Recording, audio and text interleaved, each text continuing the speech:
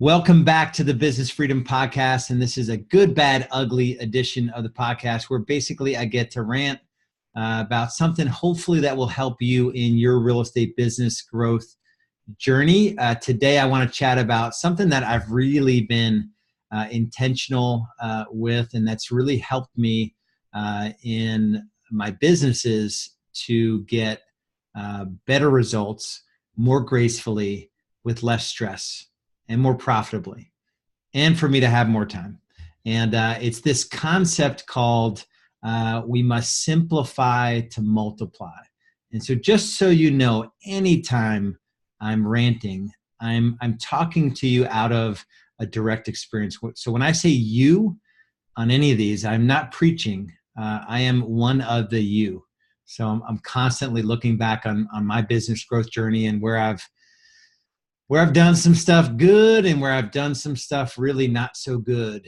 And so this whole simplify to multiply, I tend to, it's not a word, although I made it into a word, I tend to complexify things.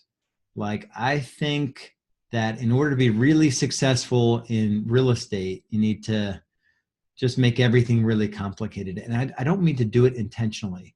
And I've learned, and I've done it in real estate B school as well. You know, we've been through periods of time where, you know, we're just doing 12 different things at once. And the hope is that, you know, most of those efforts are going to work. And the more intentional, the more focused, the more you can simplify your real estate business, the more successful you'll be and the more profitable you'll be. And the more impact you'll have on your clients and your team members. So I want to go through 3 things that I really think will help you really wrap your arms around why we have to simplify to multiply. And so we all want to scale our businesses. We all want more money. We all want more time. We all want less stress.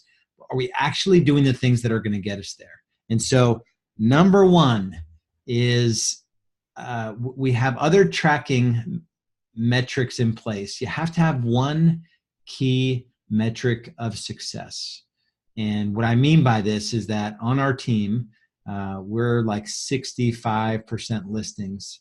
The key metric, our one thing, every week, every month, every quarter, and for the year are the number of listings that we activate in our MLS. So it's not necessarily the signed listings that come back, you know, the volume that we signed on a weekly basis. We track that. That's an important leading indicator for us. The one thing are the listings that go active on MLS. When that happens, lots of great stuff happens in our business. So we know what's our goal. This month is to activate, I think for the quarter, it's 65, to activate 65 listings for the quarter. When we do that, we've got, you know, marketing systems that go into place to retrieve up to 5 commission checks total. I think I did a podcast on that, how our marketing has shifted dramatically with iBuyers and just mass media returns going down the tubes and Zillow returns being, you know, ridiculously low and us getting out of home search leads. Different podcast episode. So get clear. What is the one metric that you're going to track that's going to tell you as the team leader that you guys are on track to do really great things. So for us, it's activated listings and then the volume of activated listings. But basically, essentially, what inventory are we putting on the market that we can now sell that inventory? We can help that seller buy a home. We can do all these great things, get a buyer from the marketing of it. Number 2, in terms of simplifying, it's the daily cadence on your team and the culture of productivity.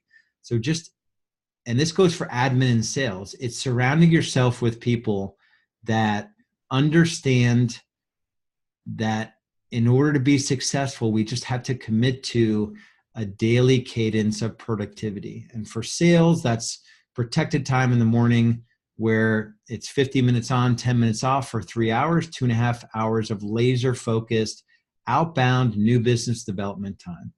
And that's really simple. There's nothing complicated about it. For anyone on your team to think that there's something more important than new business development every morning, they just don't need to be on your team. So it is really simple to sit down and generate new business. Not many people actually do it, which is the awesome part about being in real estate. Call reluctance is real. In terms of just a simple way to succeed, it's the daily, weekly, well, even hourly and minute by minute commitment, just to stay intentional in those time blocks. So that's number 2, simplify to multiply. And you as the team leader need to be in there, whether you're calling your sphere or you're recruiting talent. You need to commit to that morning time block. And then number 3 is, this is where it really gets simple. The whole business comes down to the focus on your pipeline. So we have a pretty simple tracking. It sounds more complicated than it is. We track every lead that comes in, every appointment that we set, every appointment that we meet, every appointment that we sign, when we write a contract or it goes under contract, and then when we close. And just simplifying the whole business down to, you generate a lead, it's a MET, you're doing what you can to generate a MET, MET, set, and a signed, and then ultimately a closed. And then they go back into our database as a clients for life, and we generate referrals. And, are you looking at your business, and have you set up tracking in your business to be able to slice and dice those different conversion points?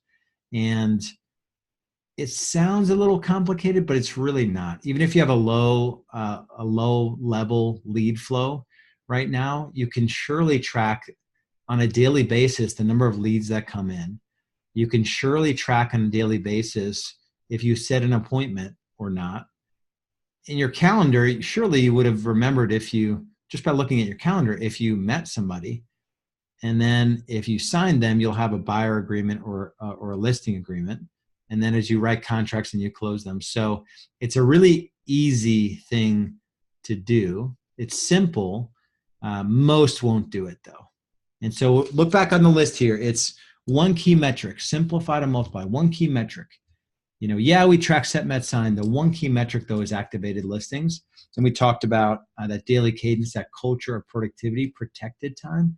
Really simple, really simple. You can't not do that as a team if you're going to be relevant or even in existence in the future. And then number 3 is focus on your sales pipeline. That lead, set, met, sign. Every day, lead, set, met, sign, lead, set, met, sign. Very few teams track those leading indicators of success in their business. And so we know that if we're tracking leads, the appointments we're setting, meeting, and signing, we know what the next 60 to 90 days is going to look like because we're tracking leading indicators in our business. So you've got to do the work. This is not a very complicated business. We're doing the work we're doing is connecting with buyers and sellers and ultimately motivating them to take some kind of action to reach out to us.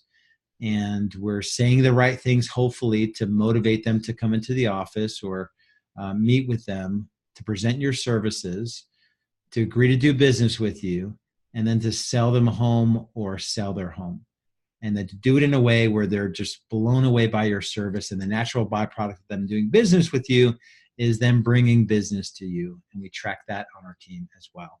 So that's all I've got for you. If this hits you, if you're a team leader and this kind of strikes you as, I'm not doing those things, the reason I'm so passionate about this conversation is because it's going to be tough for you as a team leader to be relevant or exist in the future with all that's going on in our industry.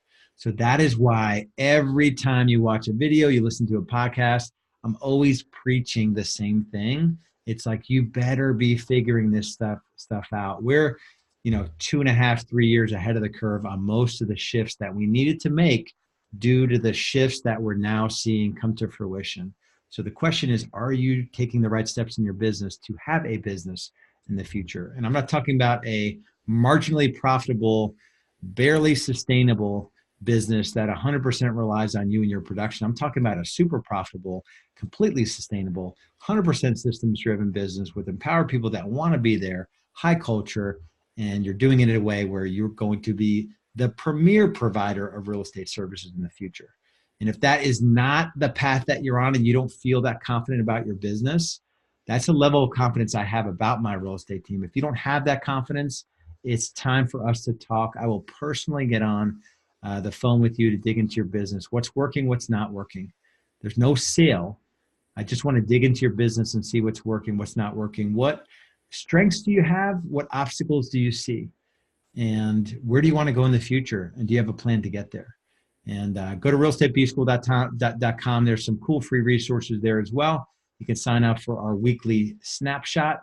There's some case studies on there that you can check out as well. Members of ours that have gone from 60 units to 300 plus units and the steps they took to get there.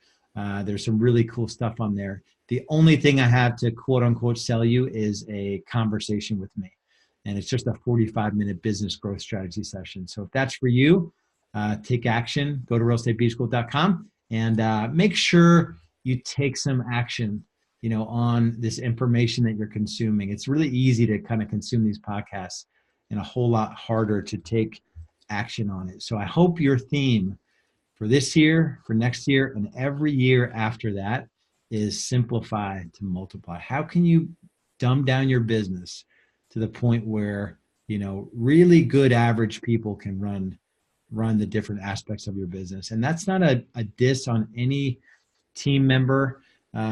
We can't complicate the business where folks on our team have to come up with the magic, every day. We've got to dumb it down is a bad term because there's no dumb people, it's just a horrible term. We've got to dumb down the business so that, your people can elevate out of the sort of grind tasks and deliver a service that is above and beyond what they can get elsewhere. And that's what I'm talking about. Make the systems do the heavy lifting so your people can rise above it. All right. Will you do the work? If you're struggling, you got to reach out. Let's connect. We'll talk to you soon.